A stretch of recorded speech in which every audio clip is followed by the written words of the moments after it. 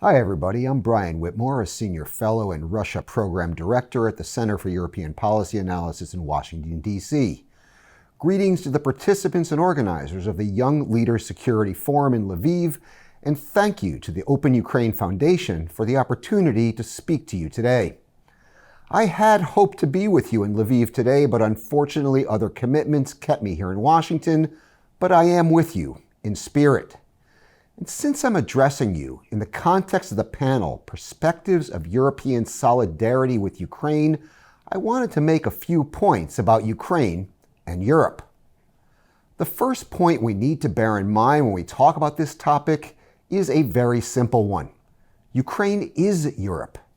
European history doesn't make much sense unless it includes Ukraine, and Ukrainian history doesn't make much sense unless it's viewed as part of European history. Ukraine is a European nation that's been artificially separated from its natural European home due to centuries of Russian aggression. So any discussion about European solidarity with Ukraine needs to proceed from this premise.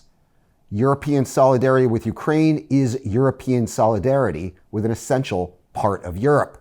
And therefore, European solidarity with Ukraine should be axiomatic. The second point I want to make is that Ukraine should not be viewed as a security problem for Europe and the West. It should be viewed as a security asset. Ukraine is the West's eastern front, and a strong, stable, and prosperous Ukraine means a safe and secure West. And to make this point, I would encourage everybody to take a close look at a map of the Black Sea, which is one of the key front lines in the conflict between Russia and the West.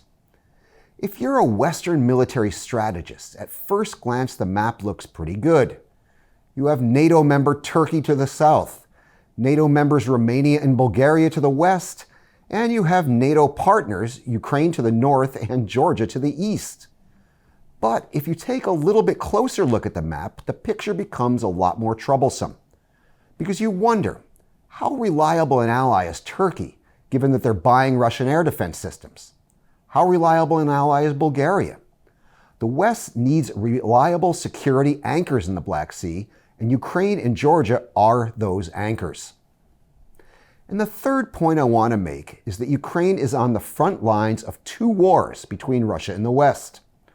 One of those wars is the obvious one, the kinetic shooting war in the Donbass, which is part of Moscow's campaign to restore the Soviet Empire. And all you need to do is study a little bit of history to understand why this front is important for Europe's security. Because history shows us that while every Russian imperial project begins with Ukraine, no Russian imperial project has ever ended with Ukraine. And in this sense, Ukraine's security is Europe's security. But there's another, quieter war going on, where Ukraine is also on the front lines. A war of governance between two competing normative systems. A Western system based on institutions, the rule of law, transparency, accountability, and individual rights, and a Russian one based on oligarchy, institutionalized kleptocracy, patronage, and arbitrary rule.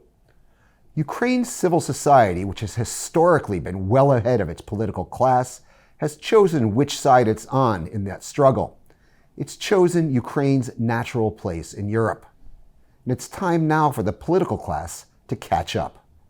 Ukraine's future, the future of Europe, and the future of the West depends on it. Thank you for your attention and enjoy the conference.